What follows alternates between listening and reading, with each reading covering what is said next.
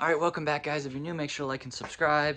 It's been a little while since I cleaned the garage out, so I have to do some cleaning here, get this whole side cleaned up so I can actually fit the truck in here so that we can do some trans work on it. Not perfect, but it's clean enough to get the truck in here. This summer, I'm gonna actually clean out this entire thing, replace all the windows, put a door on this thing, actually make it a nice garage. But for now, it is enough where I can pull it in and get in and out from under the truck. So let's bring it in.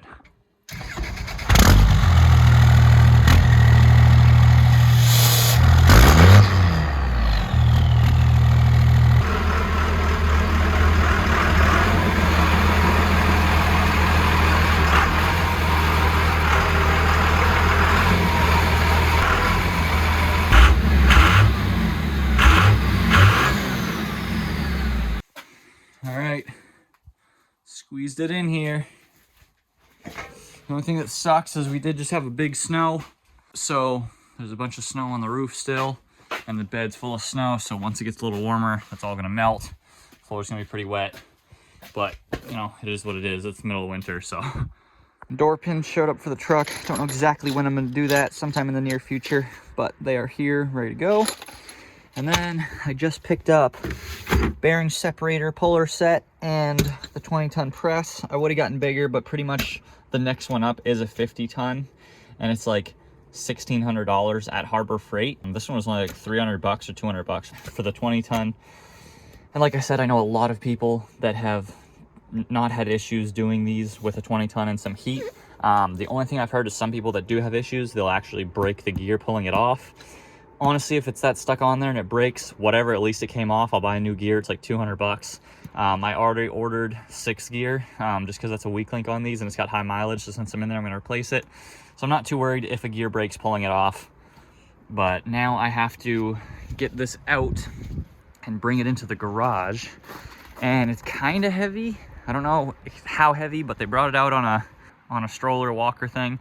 So I want it in there, but I don't want to carry it all the way from the vehicle through the side of the garage over a bunch of crap and then in there. So the truck actually still runs and drives and everything. All I did was park it in there. So I'm going to back it out, then bring that stuff in, and then put the truck back in. So we actually are going to have a cold start right here from a couple days ago is when I parked it.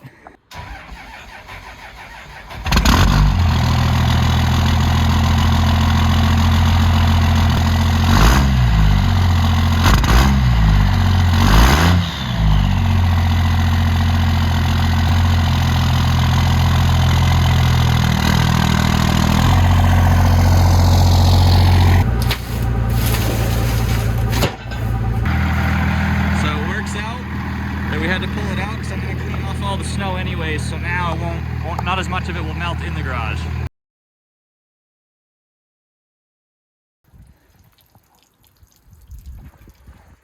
So there's still a little bit of snow in there, but I couldn't shovel it all because there's a lot of trash. So I'm letting it sit out in the sun so it can all dry, melt in the sun. And then I'm gonna clean the bed out so there's no trash in it either. So now it's time to assemble the press. So it's a pretty straightforward setup. I'm not gonna make a video how to put it together. I'm just gonna slap it together and then I'll show you guys when it's done. Here's the all-powerful 20-ton shop press. So yeah, it's all together. Yeah, we'll see what we can do with it. I was actually gonna get one of these pretty recently just because I drive a Dodge and they're known for ball joints and stuff like that, wheel bearings, whatnot, front end work. So I've owned the thing over a year now and the front end's still pretty tight. I did all like the track bar and all the other ball joints, but I mean like the actual hub ball joints I haven't done, and the wheel bearings I haven't done, so it's been pretty good. But yep, now I'm gonna pull it in and drain the fluids. Here's our new bearing separator press thingy, so we can get a bunch of stuff apart. This will actually be useful for a lot of things, but there's a couple things I saw this used for when dismantling the transmission, so figured I'd pick that up. It was like another 50 bucks at Harbor Freight. Nice and cheap. She's back in the garage. Most of the water's out, most of the snow. I mean, it was up to like here before, so definitely better than it was. Now I'm going to lay under this thing, pull the rear drive shaft, even though I don't want to lay under there because it's still wet and gross. Transfer case fluid still looks nice and clean. That's a good sign. Got the rear drive shaft out. I got the front drive shaft out already. Now I'm draining the fluid out of this. I'm going to pop the 4x4 lever off and go up there and take out the shifter tower. Pulled out the plastic center console. And then we got 4 bolts around the shifter tower, and then that is it. Got all the bolts off. So now we just break the seal. And that is officially off. I got my exhaust brake wiring going through there, so I'm just gonna let it kind of hang around here, but that is all off. I'm getting really excited to get in this thing and check everything out. All right, now we're about to drain the tranny fluid here, guys. Oh, shit. Honestly, yeah, a little milky, considering that's only 3 months. It's not horrible, but that is pretty milky. So yeah, now I'm gonna let that dry. There's like 7 quarts, I think, or 8 quarts, between 7 and 8, because it's got the coolers on it, so quite a bit is gonna come out of that. Now I'm gonna pull the clutch master bolts, and then basically it's just the cross member and the bell housing bolts, and that's it. She comes out. Decided to just separate the transfer case from the trans, just make it slightly easier. A little less weight, a little less balancing when I pull the transmission out. So T-case is out.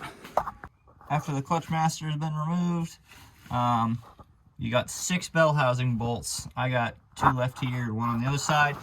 So it's time to get the jack under it just to help support it. I'm gonna remove those last 2, and then I already removed the 2 that hold the cross member in. So I'm just gonna remove those 2 bolts, lift the trans a little bit, and then take these 2 bolts and drop it down. This is obviously an aftermarket cross member, so it's a little bit easier. I just remove those 2 bolts, there's 1 on each side, and the cross member will come right down, and then we can lower the trans.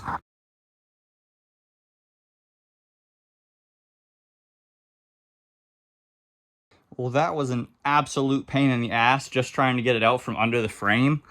Tried to jack up like 10 different times, bent my jack, ended up actually dropping the transmission, which luckily it only fell from like 2 inches. So it managed to not even break the reverse light plug, which is plastic. But yeah, that was hell. That sucked. This is why it is a lot easier to have a lift. But the damn thing is out. So now I can start pulling it apart. Woo! That's a heavy son of a bitch. Just pulled off the coolers on both sides. Pulled out the reverse light plug.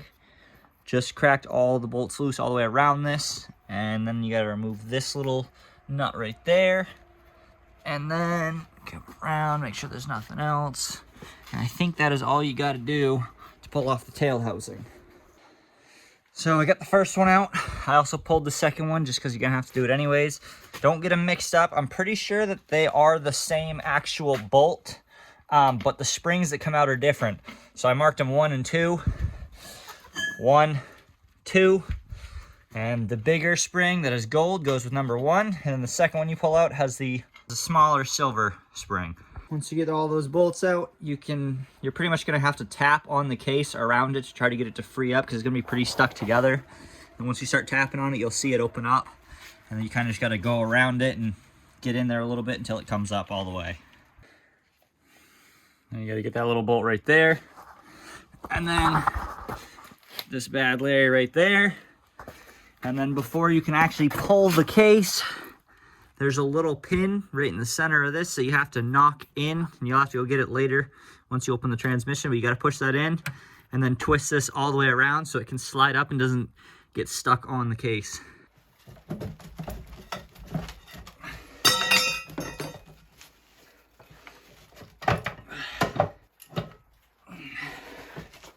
Once you bring the tail shaft over somewhere where you can put it down, be careful where you took out that very large nut where the spring came out. There's a little push ball on it. It pushes on the fork basically inside, I believe, right up in there. So So just make sure you don't lose it. Obviously, you're going to have to clean it. Make sure it's healthy before you put it back in and everything. This one's plenty fine. It's just dirty now because my hands. So to start pulling everything apart, so we've got a shim and then basically just a bearing cover. Then this whole idler gear pulls out. Got another little shim right there. Pull that off. And this whole gear comes out as well. Then you got some needle bearings in there.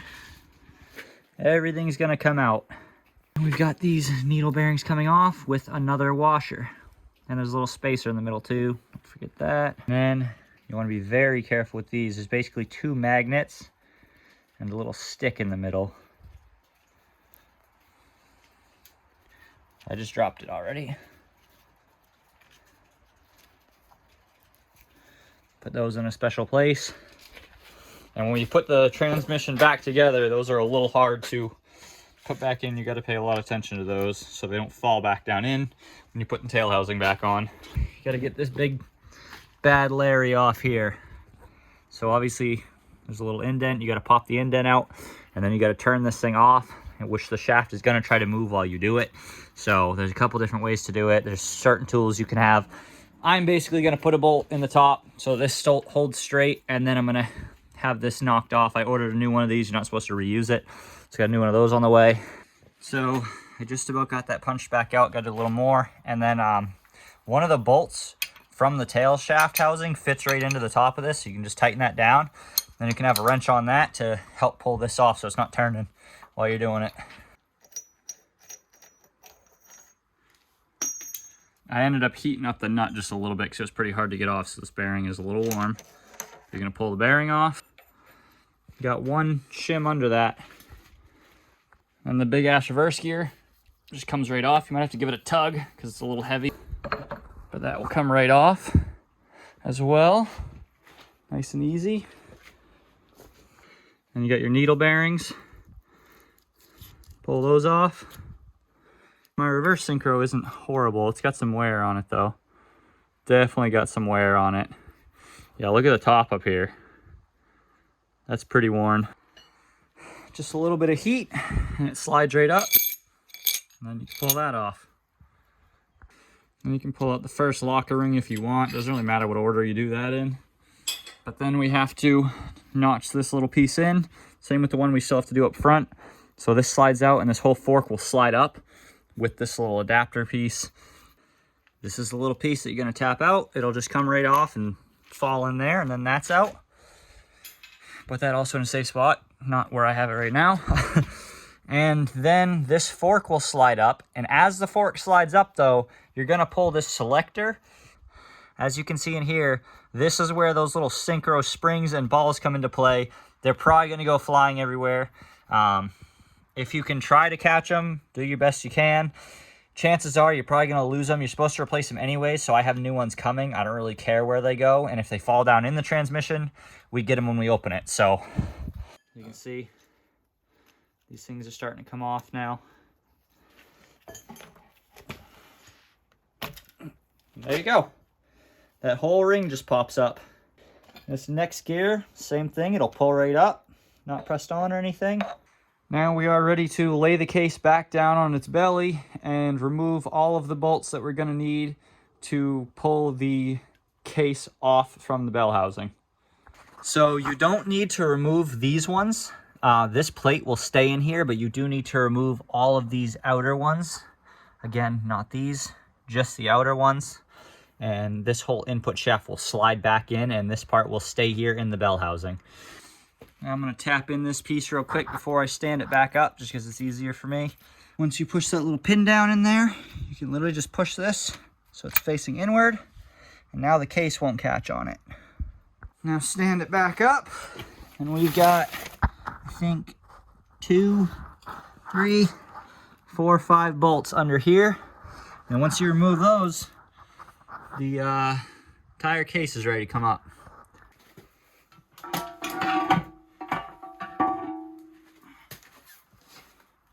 So now you'll have the case off. Just put that to the side somewhere, and now you got all the goodies. There's our little pin that we hit out earlier from the shifter. Put that to the side. You want to take a ton of pictures now, because these shift forks, I guess, have to be very specific once you put them back. So take a ton of pictures, so when you're putting them back together, it is a little easier for you. Now to remove all this stuff, you got to take off these two little bolts, and this little piece will come apart and come out. And then you're gonna, yet again, put another case bolt back in this, lift up about 1 inch or 2, and then you can pull off all these shifter rails, and you'll be left with just the gears. But the input shaft is not held on, it's not held together. So as what a lot of people do is they'll put a clamp right here, and they'll hold these gears together so they don't fall apart when you open it. And then if your clamps are big enough, you won't be holding on to this shifter fork. And so once you pick it up, you'll still be able to pull the fork backwards and you'll be all right. Once you pull out these two bolts off the top, you're just gonna stick a little pry bar, screwdriver, whatever works for you, and just pry up a bunch until all this pops off. There we go. That will pop right off. So will this, and then yet again, put it to the side in a safe spot. So start lifting up a little bit. As you're gonna see, you might have to do some wiggling, and then stuff starts coming up. Push down a little bit. It's kind of a wiggling game. And all these shift forks are gonna pop right out and fall apart on you. The gears are also gonna separate from each other. Like center, the main shaft and the counter shaft are gonna fall apart here. But that's all right, I'm gonna take them separately. As you can see, this is already coming apart, which I don't mind. You're gonna lose those 3 clips again as you do it though. But that is it. And it separates. Pull the input shaft right up and out. Obviously you should clean all this anyways, but just from aside the fact, just as a safety measurement, you should take a magnet and poke down in all these low areas, especially these holes, because as you were opening it, some stuff could have fallen down there. I just found one of these little like retainer pieces and one of the balls down there. Obviously we've got reverse is taken off. So reverse, first gear, second gear, third gear, fourth gear, and then this is sixth, and then fifth, I guess. I don't know why it goes in order the entire time, except fifth and sixth are switched. So with that information, first and second are on the same synchro. Third and fourth are on the same synchro, and fifth and sixth are on the same synchro. So this is the one in here that is probably going to be toasted, because that's the one we had problems with, was third and fourth. So that one's probably going to be the most worn. Honestly, first and second had a little bit of a grind sometimes if I tried to do it quick, but it wasn't horrible, so that's probably second most worn. And I never had any issues with fifth and sixth. Those were always really smooth. So that one's probably the newest looking. And reverse would chirp every once in a while. And as you can see, that is worn a little bit. So it's gonna all be good stuff, guys. So honestly, all the gears look really healthy. Like I said, I ordered a 6th gear just because I know that that's the weak link. And it's got a lot of miles on it from what I'm aware of. So might as well, you know, it's only going to get more fatigued as the miles go. And if I'm already in here, I might as well do that. Second gear looks like it got chewed just a little bit. Not all the way around, just a couple spots. Probably when I was, or previous owner was trying to shift into second and it grinded a little bit.